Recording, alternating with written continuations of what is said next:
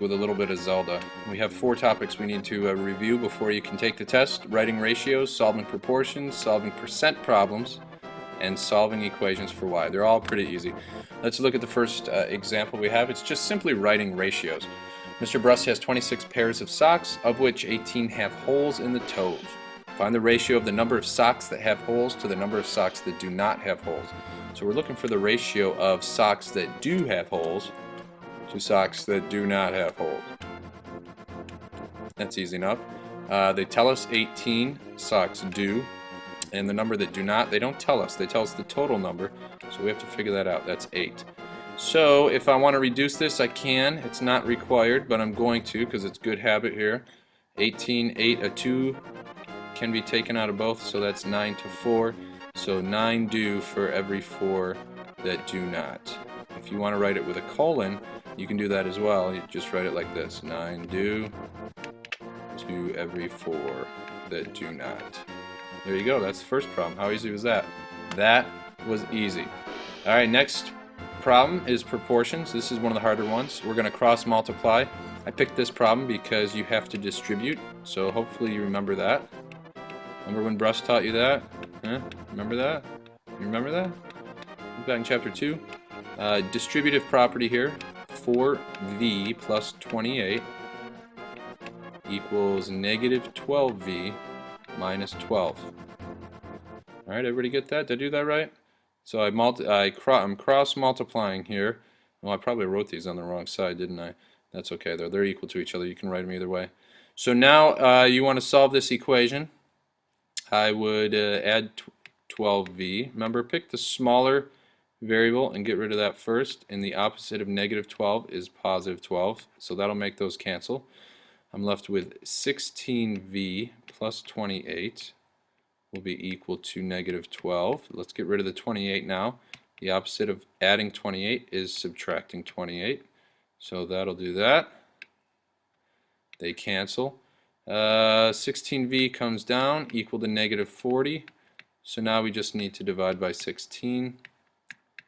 Hey, how about that? V equals negative 2.5 if you work that out. There's that proportion. Hey, that was easy. All done with that one. Next problem. Ooh, percent problems. So what number is, we're going to use, let me write it up here. We got the percent over 100 is equal to is over of. Remember, that's how we learned it.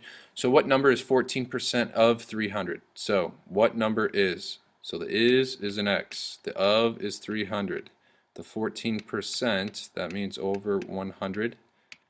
There you go. So now you just cross multiply. You're going to get 100x equal to, what do you get there? Look at it. 4200. Good. X will equal 42. Divide both sides by 100. But you should know that by now. Don't ask where do you get that from. Look. Divide both sides by 100. That's the next step. Next one, what percent? We don't know the percent, so we're going to get, I'll put a p over 100 for percent. I always like to use p, so when I get to the end, I don't forget my percent sign. It's of 20 and is 36. So it's 36 over 20. So 20p will equal 3600. If I divide both sides by 20, p will equal 180. Easy enough. Not done yet. Percent. Remember, I used p, so I wouldn't forget. Last one. 90 music students out of 336 total students is what percent? So it's p out of 100 equals 90 out of 336. The of is 336. So you cross multiply. We get 336p equals 9,000. Divide both sides. You can see the little work over here. Oh, let's bring that up so we can see it. 26.7. That is ugly. The directions will tell you on the test to round it to the nearest percent, so that will round up to 27% because the number right here is 5 or greater, so it rounds up to 27%. Don't forget your percent sign. Done with that one. Last type, solving for y. You need to get y by itself, so in number 5 I subtract 4x from each side. Yeet. Goes away. What comes down here? Think about it. What's coming down? Negative 5y. Equal sign. Now you got these two things. You cannot get 36x or whatever no, you can't do that. It's 40 minus 4x. Well, they can't combine. They're not like terms. So I'm going to write the x term first. I'm going to write the 40 second, just because I like the x term first. That's called slope-intercept form we're putting it in. You might not know why, but I know why. It's coming up. 5's cancel. Y equals negative 4 over negative 5 is 4/5. Do not give us 0.8. 40 over negative 5 is negative 8. So there is that equation all simplified for us. Y equals 4/5 x minus 8.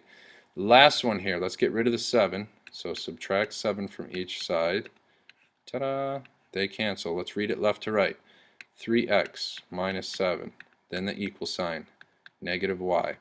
Divide by negative 1. Divide by negative 1. Divide by negative 1. There you go. Repeating myself. They cancel. Let's read it left to right like a book.